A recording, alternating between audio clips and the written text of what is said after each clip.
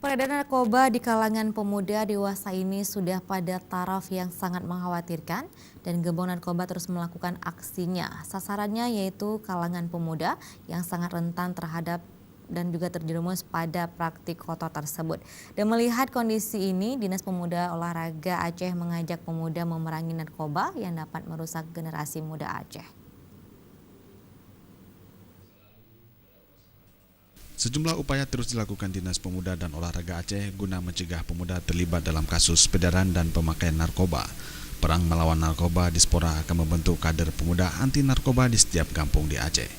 Menurut Kepala Dinas Pemuda dan Olahraga Aceh Darmansyah, kasus yang melibatkan kalangan pemuda dalam bisnis dan pemakaian narkoba di Aceh pada taraf sangat mengkhawatirkan, di mana kondisi tersebut harus memacu dengan waktu antara sindikat peredaran narkoba yang terus memasok barang haram tersebut hingga sampai di kalangan remaja untuk merusak pola pikir di kalangan pemuda dengan keuntungan yang besar.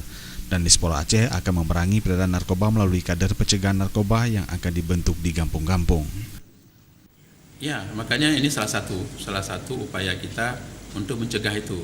Karena sebenarnya kita berpacu dengan waktu. Kita berperang narkoba. Di antara orang yang berbisnis narkoba dan orang yang bekerja di situ, dia juga melakukan upaya-upaya bagaimana mempercepat generasi muda ini terjerumus ke dalam narkoba.